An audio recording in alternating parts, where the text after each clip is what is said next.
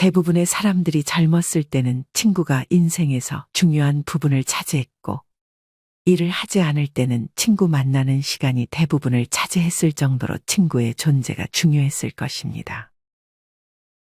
하지만 나이가 들면서 경제적인 문제로 혹은 가정이 생기면 가족을 챙기느라 친구를 만나기가 어렵고 서로 바쁘거나 한쪽만 바빠지기만 해도 자연스레 멀어지게 됩니다.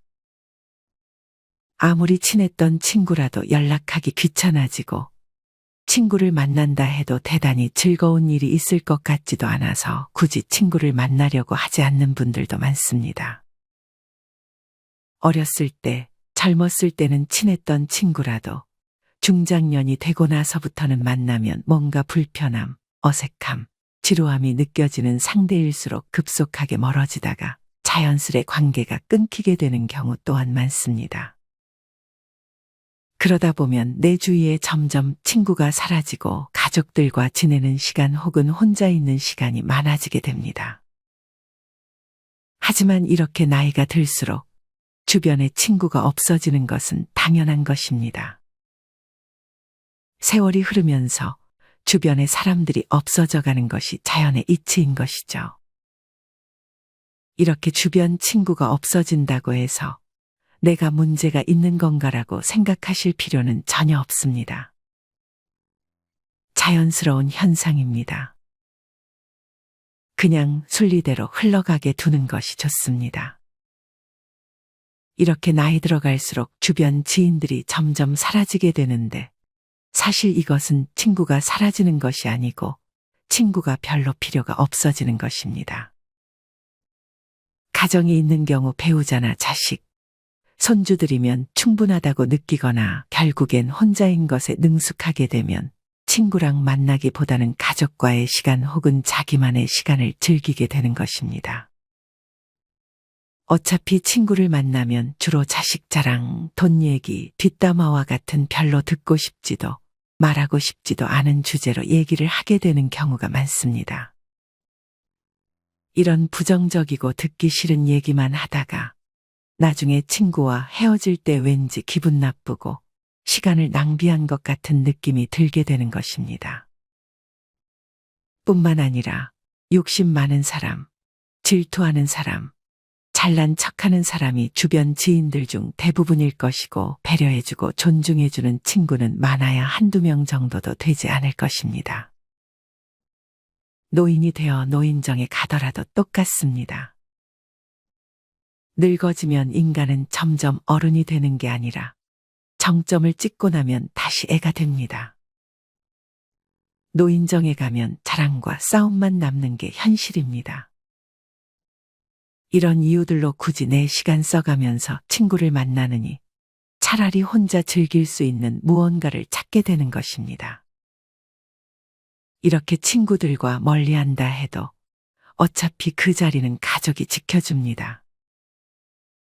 어렸을 때는 친구들이 보물이지만 나이가 먹을수록 가족이 보물이 되는 것입니다. 아무리 진정한 친구가 있다 해도 절대 친구가 가족만큼 여러분을 생각해 주지는 않습니다. 친구로서의 역할이 있고 가족으로서의 역할이 있는 것입니다.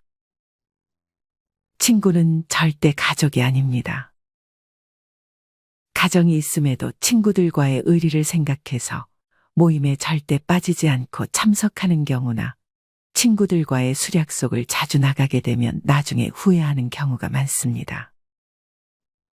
친구의 경조사에는 참석하되 평소에는 가족과 많은 시간을 보내는 것이 좋습니다. 이것은 모든 친구를 다 없애라는 말이 아닙니다.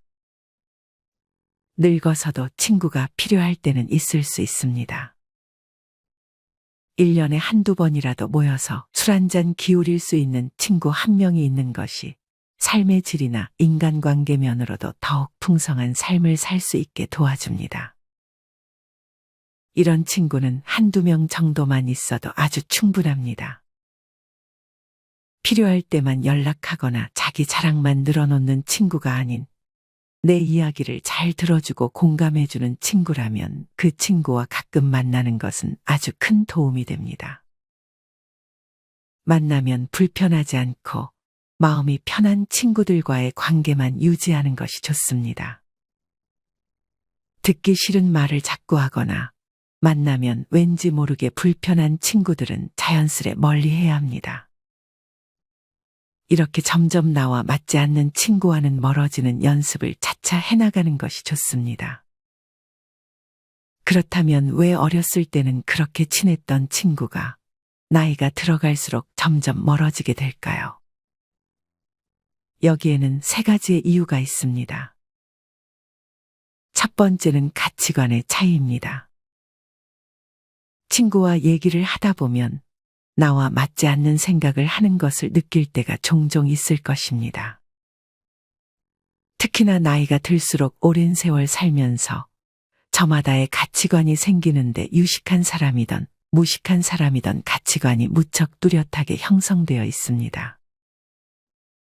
그런 가운데 모임이나 술자리에서 의견 충돌이 생기게 되고 그런 게 반복되어 가는 과정에서 그 친구가 조금씩 싫어지며 거리를 두게 되는 것입니다. 이렇게 가치관의 차이가 있어 거리를 두게 되는 친구들이 조금씩 늘어가면 결국엔 나와 뜻이 맞는 사람이 거의 없다는 것을 깨닫게 됩니다. 그러다 보니 점점 친구를 만나는 횟수가 줄어들게 되는 경우가 많습니다. 사람은 늙으면 성격 못 고친다. 늙으면 말이 많아진다 라는 말이 있듯이 이미 오랜 세월 내재되어 온 서로의 가치관이 충돌하게 되고 상대가 자기의 주장을 너무 과하게 하게 되면 굳이 내 주장을 해봐야 싸움만 나기 때문에 억지로 친구의 말을 들어줘야 하는 상황이 생기게 됩니다. 이런 식의 만남을 반복해봐야 내 의견을 자제하느라 속만 답답할 뿐이기에 모임이나 만남에 별로 아쉬워지지 않는 그런 상태가 되는 것입니다. 즉 혼자가 편한 상태가 되는 것이죠. 사실 나이를 먹다 보면 친구로 지낸 기간보다 가치관이 잘 맞는지를 더 중요시하게 됩니다. 오래된 친구라고 그 기간 자체에 엄청난 의미를 부여하지 않고 친구 된 지 얼마 안 됐다고 가벼운 인간관계라고 생각하지 않는 것이 좋습니다. 이렇듯 알게 된 기간보다는 나와 가치관이 맞는 사람인지 갈등이 있어도 대화로 잘 풀어나갈 수 있는지 판단하는 것이 중요합니다. 이렇게 보면 나이 들어서 사귀는 사람이 오히려 더 잘 맞을 수도 있습니다. 현재의 환경에서 만난 사람이 비슷한 가치관을 가질 확률이 크기 때문입니다. 하지만 이렇게 오래 알던 친구의 가치관이 달라졌다고 해서 상대를 욕할 필요도 전혀 없습니다. 누구나 나이가 들어갈수록 자기만의 가치관이 생기기 마련이고 누가 맞다 틀리다를 말하는 것은 없는 것입니다. 그저 다른 것일 뿐이고 다르기 때문에 멀어지는 것 또한 자연스럽게 받아들여야 합니다. 멀어지는 인연에 두려워할 필요가 없습니다. 또한 성숙함의 정도에 따라 멀어질 수도 있습니다. 나는 이만큼 성장했는데 가끔 친구가 말하는 것을 들어보면 왜 이렇게 미성숙하게 행동할까라는 생각이 드는 경우가 있을 것입니다. 특히나 나이를 먹고도 다른 사람을 시샘하고 시기질투하면서 뒤에서 험담하는 것을 보면 상대가 취해 보일 수 있습니다. 또한 자기가 불행하다고 남까지 자기 수준으로 불행해지기를 바라는 모습들을 보면 나이값을 참 못한다는 생각이 들기도 합니다. 이런 사람과 관계를 끝맺음에는 망설임이 없어야 합니다. 친구와 멀어지는 두 번째 이유는 생활 환경의 변화입니다. 세월이 흐른 만큼 각자가 사는 환경이 크게 달라집니다. 나이가 들어갈수록 자식이 있는 친구와 자식이 없는 친구, 성공한 친구와 가난한 친구, 수도권에 사는 친구와 지방에 사는 친구로 나뉘는 등 생활 환경이 점점 변화하게 됩니다.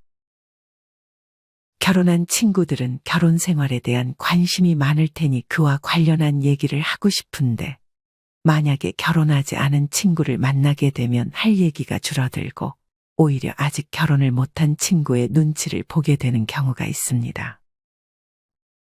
또한 경제적으로 성공한 사람도 마찬가지로 가난한 친구를 만났을 때 괜히 상처가 되지 않을까 눈치를 보게 되고 서로가 가지고 있는 지식들도 다를 것이기 때문에 대화하기가 쉽지 않게 됩니다. 이렇듯 공통된 관심사가 달라지면 어렸을 때와는 다르게 대화할 거리가 많이 줄어들게 됩니다. 그리고 사는 곳이 서로 멀게 되면 자연스럽게 몸이 멀어지고 몸이 멀어지면 마음도 멀어지게 됩니다. 뿐만 아니라 만약 나는 이제 건강을 생각해 술을 끊고 등산이나 자전거 등 취미 생활을 하는데 친구는 운동도 안 하고 술만 마시자고 하게 되면 자연스럽게 관계가 멀어지게 되는 것입니다. 이렇듯 가정의 유무, 경제적 차이, 사는 위치, 각자 가지고 있는 취미 등이 다르면 관계가 오래가지 않게 됩니다. 세상이 변하면 친구의 개념도 변하게 됩니다. 내가 좋아하는 것을 하면서 그곳에서 만난 사람들과 관심 있는 부분의 정보와 관심사를 나누며 하루하루를 보내는 일이 더욱 값진 것입니다. 이 모든 것은 자연스럽게 받아들이는 것이 좋습니다. 세 번째는 시간과 돈입니다. 일을 하고 아이들을 돌보고 내가 좋아하는 것들을 하면서 사는데도 시간이 빠듯합니다. 친구를 만나는 것이 더 좋다면 친구를 만나겠지만 대개 나이가 들수록 친구들과의 대화는 지루해지거나 언성이 높아지게 되는 경우가 많습니다. 그러니 나이가 들어갈수록 굳이 내 시간을 친구 만나는 것에 쓰지 않으려는 사람이 많아지는 것입니다. 나이가 들어가니 다른 사람에게 배려라는 이름으로 맞춰주면서 만나는 많은 모임들이 어느 날부터인가 급 피곤해지는 것을 느끼는 분들이 있을 것입니다. 이런 만남을 하나 둘 자르고 그 시간을 나를 위해 쓰는 것이 더 행복해지는 방법입니다. 돈의 경우에도 마찬가지입니다. 특히나 남성의 경우 친구와 만나면 보통 술을 마시게 되는데 여기에 들어가는 돈이 결코 작지 않습니다. 술 마시는데 들어가는 비용을 온전히 나와 내 가족을 위해 쓰는 것이 더 좋다고 느껴지게 되는 것입니다. 나이가 들어갈수록 또한 삶이 무한하지 않다고 느끼기 때문에 나에게 주어진 돈과 시간을 잘 아껴서 사용하게 됩니다. 이 소중한 자원들을 별로 즐겁지 않은 친구들과의 만남을 위해 쓰려고 하지 않게 되는 것입니다. 이렇듯 친구와 멀어지는 이유는 다양하지만 이렇게 정리되는 관계는 자연의 순리이기 때문에 친구가 한 명도 없다 해도 전혀 기죽을 필요 없습니다. 오히려 이 시간을 내가 하고 싶었던 취미를 하는데 사용하고 혼자서도 잘 지내는 방법을 터득한다면 쓸데없는 인간관계에서 오는 스트레스로부터 멀어질 수 있습니다. 사실 친구에 대한 의견들은 분분합니다. 친구가 있어야 한다는 사람도 있고 필요 없다는 사람도 있지만 다 맞는 얘기입니다. 친구가 필요하고 필요 없고는 내가 어떻게 사느냐에 달려있는 것입니다. 혼자 노는 법을 터득하지 못한 사람들은 늘 외로움을 느껴 친구를 찾지만 혼자서도 잘 즐기는 방법을 터득한 사람은 친구나 가족이 없어도 씩씩하고 행복하게 하루하루를 잘 지냅니다. 이렇게 고독을 즐길 줄 모르는 사람은 대개 나를 위한 삶이 아닌 남을 위한 삶을 살았을 가능성이 높습니다. 하지만 인생은 그리 길지 않습니다. 이제는 나를 위한 삶을 살아야 합니다. 나를 위한 삶을 살기 위해서는 나를 기죽이고 나를 불편하게 하는 사람들과의 관계를 먼저 정리해야 합니다. 친구와 멀어지는 것도 처음이 어렵지 점점 시간이 지나면 더 쉬워집니다. 10년 친구니 20년 친구니 이런 건 별로 중요한 것이 아닙니다. 10년지기, 20년지기 이런 단어들에서 벗어나는 것이 좋습니다. 이 단어에 집착하다 보면 우리는 항상 오래된 친구와 잘 맞아야 하고 누구 하나 마음이 변하면 세상 큰일이 나는 것처럼 여기게 됩니다. 이런 생각들이 오히려 나 자신에게 해가 됩니다. 내가 싫어하는 행동만 골라서 하는데 스트레스를 받으면서까지 그 관계를 유지할 필요가 없는 것입니다. 이렇게 정리해 나가다 보면 자연스레 결국에는 많아야 한두 명의 친구만 남게 됩니다. 물론 친구가 아예 없을 수도 있고요. 하지만 이것은 오히려 축복입니다. 좀 더 나다운 삶을 살 수 있는 기회입니다. 친구가 있고 없고는 중요한 것이 아닙니다. 주변에 휘둘리지 않고 소신껏 인생을 살아가는 것이 좋은 방향입니다. 인연 따라 만났다 헤어지는 것이 바로 친구입니다. 우리는 친구가 없이도 행복하게 사는 법을 배워야 합니다. 친구 없이도 소소한 일상에서 행복을 느끼며 열심히 살아가는 것이 중요합니다. 그렇다면 이렇게 나이 들어도 혼자 잘 사는 사람들은 어떤 공통점이 있을까요? 첫째로 이들은 남의 눈치를 보지 않습니다. 일단 여기서 가장 중요한 마음가짐은 내가 혼자가 되었을 때 남이 나를 문제 있는 사람이라고 여기면 어떡하지와 같은 걱정을 하지 않는 것입니다. 대개 혼자인 사람들 중에 이렇게 남의 시선을 의식해 억지로라도 친구를 만드는 사람이 있습니다. 하지만 이렇게 남을 의식하게 되면 마음에도 맞지 않고 만나면 불편한데도 사람을 만나게 되고 그런 관계에서 오는 스트레스에서도 벗어날 수 없게 됩니다. 사실 남은 그렇게까지 나에게 관심을 갖지 않습니다. 혼자 지낸다고 해서 당신을 문제 있는 사람이라고 여기지도 않습니다.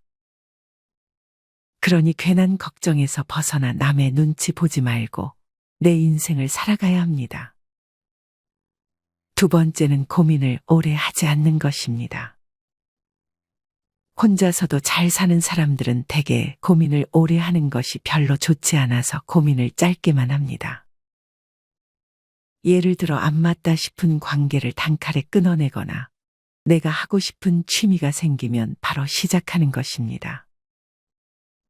우리가 하는 걱정의 대부분은 실제로 일어나지 않습니다. 내가 이런 행동을 했을 때 나를 안 좋게 생각하면 어떡하지? 내가 이 취미를 시작했을 때 다치면 어떡하지? 와 같은 두려움을 가진다면 아무것도 시작하지 못하게 됩니다.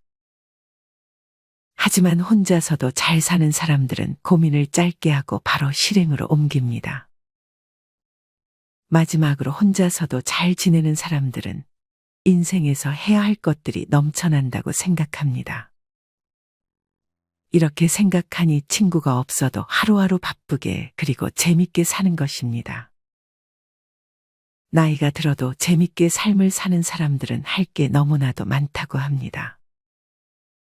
예전에는 일과 가정을 챙기느라 하고 싶은 게 있어도 뒤로 미뤘다면 나이가 들수록 시간이 여유로워지기 때문에 못했던 것들을 하나하나 해보는 것입니다.